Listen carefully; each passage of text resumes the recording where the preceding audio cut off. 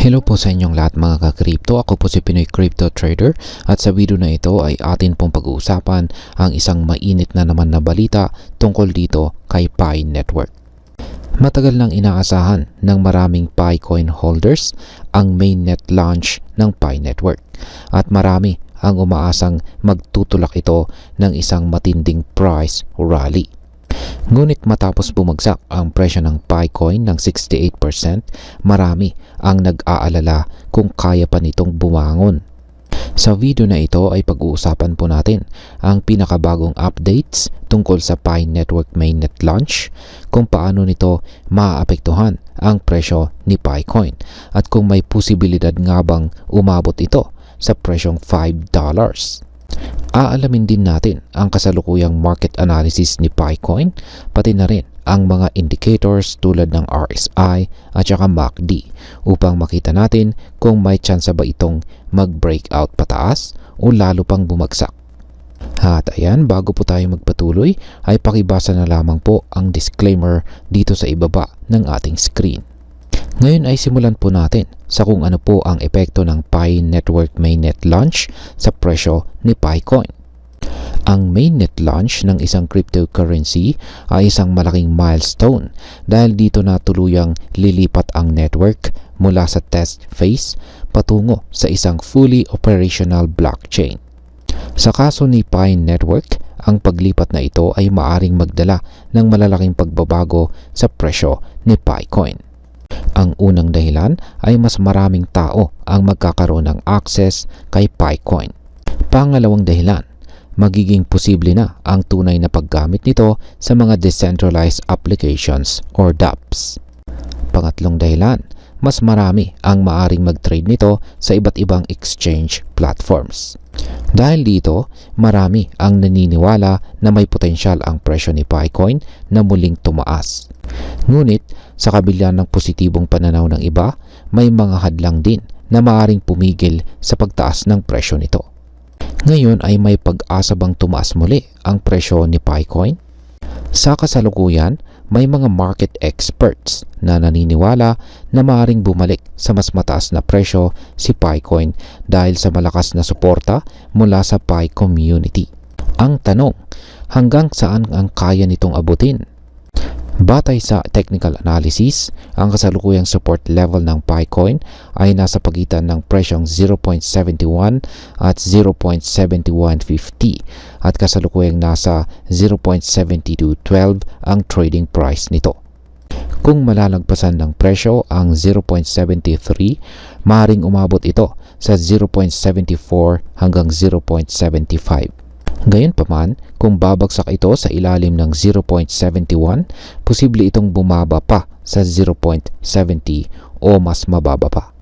Sa madaling salita, may posibilidad pa ring tumaas ang presyo ni Pi coin, ngunit nananatili itong volatile o pabago-bago depende sa kilos ng market. Ano naman po ang sinasabi ng mga market indicators tungkol dito kay Pi coin? Para mas maunawaan natin ang galaw ng market, tingnan natin ang RSI or Relative Strength Index at ang MACD or Moving Average Convergence Divergence. Umpisahan po natin dito sa RSI analysis. Una, ang RSI ngayon ay nasa 50.46 na nangangahulugang nasa neutral zone ang market. Pangalawa, noong bumaba ang RSI sa 30 or oversold level, nagkaroon ng upward movement sa presyo. Pangatlo, noong umabot naman ito sa 70 or overbought level, bumagsak ang presyo dahil maraming nagbenta. Sa madaling salita, kung aakyat ang RSI sa 60, may posibilidad na lumapit ang presyo sa 0.75.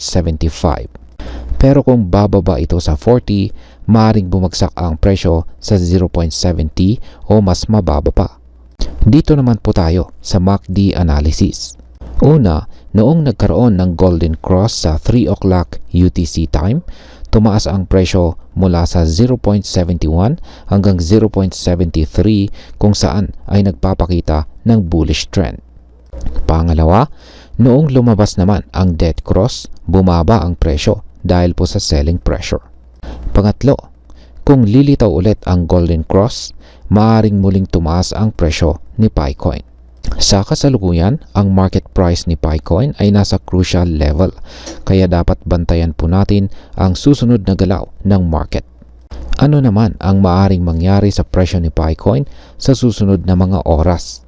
Ang susunod na 3 hanggang 6 na oras ay magiging kritikal sa paggalaw ng presyo ni Picoin. Meron pong dalawang posibleng senaryo rito. Sa unang senaryo ay kung malalagpasan ng presyo ang 0.73, maaari pong pumalo ito sa 0.74 to 0.75 na resistance level. Sa pangalawang senaryo ay kung babagsak ito sa ilalim ng 0.71, posible itong bumaba pa sa 0.70 o mas mababa pa. Sa madaling salita, nasa decision point ngayon ang market. Magtutuloy ba ito pataas o babagsak muli? Ngayon ay may posibilidad bang umabot sa $5 ang presyo ni Picoin? Maraming Picoin holders ang umaasa na kapag nagkaroon na ng full public exchange listings, tataas ang demand para kay Picoin na posibleng magpataas sa presyo nito. Gayunpaman, hindi ito garantisado. Ang mga factors tulad po ng market sentiment, adoption rate at trading volume ay makakaapekto pa rin sa presyo ni Picoin. Kung magkakaroon po ng malaking institutional adoption o massive buying pressure, posible po ang $5 na price surge. Pero kung mananatiling mahina ang demand, maaaring hindi ito mangyari sa malapit na panahon.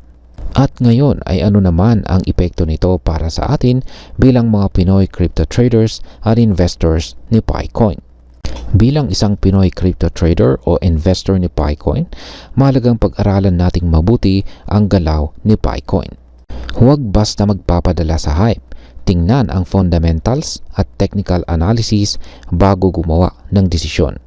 Kung ikaw ay isang long-term holder, maaaring magandang hintayin ang full launch ng Picoin sa mga major exchanges bago magbenta. Kung ikaw naman ay isang trader, bantayan ang key support at resistance levels upang makagawa ng tamang entry at exit points. Bilang panghuli, ay sulit bang i-hold o ibenta ang Picoin natin ngayon? Ang Pi Network Mainnet launch ay isang major milestone na maaaring magdala ng bagong oportunidad para sa mga Picoin holders. Gayunpaman, hindi natin maaaring baliwalain ang recent price decline at market volatility. Kung meron ka pong Picoin holdings, mas mainam na pag-aralan po natin ang market trends at maghintay ng malinaw na breakout bago po tayo gumawa ng malaking desisyon. Kung balak mo pong pumasok sa market, siguraduhin po nating naiintindihan natin ang potential risk at rewards bago po tayo mag-invest. At ayan, hanggang dito na lamang po tayo sa video na ito mga ka-crypto. Marami pong salamat sa panonood. Ingat po tayo lagi at God bless po sa ating lahat.